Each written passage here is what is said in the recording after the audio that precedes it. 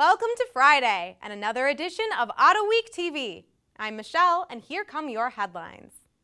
Dodge may bring the future version of the Viper back into GT racing. That's right, the supercar that dominated competition could return to circuits around the world. The road car returns to the U.S. market in 2012. Stay tuned for more details. And have you seen the latest Corvette video to hit the interwebs?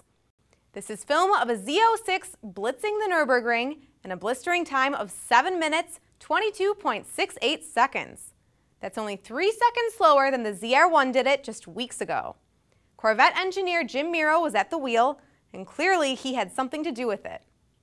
In other news, Formula One is igniting major controversy in Austin, Texas, and the status of the 2012 race remains a question mark. The Austin City Council has delayed a vote on funding until June 29th. The Grand Prix needs the support of the city to secure $25 million in funding. Now it's time for a test drive of the 2012 Toyota Prius V. Greg Migliori hit the streets this week. Here's the full report. Okay, thanks. This is the 2012 Toyota Prius V. The V stands for versatility. It's larger, longer, wider, everything you think about a normal Prius, except this one is bigger. We're on location today here in Ypsilanti, Michigan. We're going to take this car for a test drive. So we're inside the Prius V. The materials are pretty nice. This is by no means a luxury car, but there is the nice nav system. This one's got XM satellite radio. It comes with Toyota's new N-Tune system, which is the absolute latest in their electronic technology. I think that's going to be a very cool device.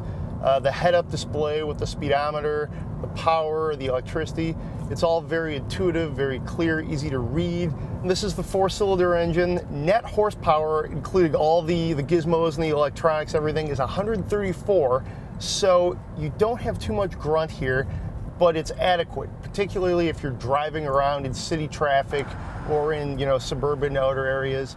Now, the one drawback is, I think, when you get onto the expressway. I did that earlier, and when you really put your foot down, there is not much juice. This, I would say, borders on being underpowered. All the stuff from the Prius, and even some more stuff, is definitely here in the V for versatility. Big feature. It's a little bit bigger. There's more room in the back. Toyota says there's actually more room in this car than the Chevy Equinox and the Honda Element. We haven't had to throw any golf clubs or anything back there, but we believe them.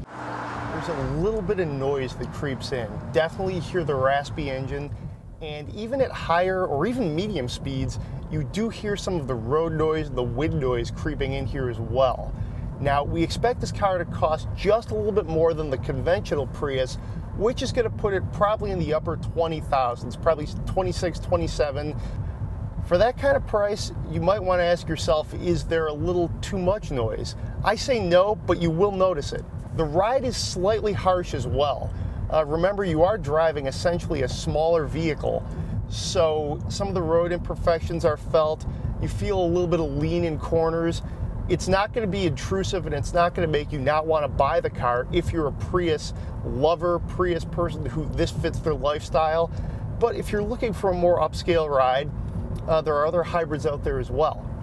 Okay, so that's the 2012 Toyota Prius V. Again, the V stands for versatility. If you want a little bit more room and still plenty of miles per gallon on the highway and in the city, this is a car worth checking out. Thanks, Greg. That's it for today and AutoWeek TV. Have a nice weekend, be safe, and enjoy the drive. Thanks for watching today's edition of AutoWeek TV. Be sure to catch all the latest car enthusiast news on AutoWeek.com, in AutoWeek magazine, and in AutoWeek's iPad edition.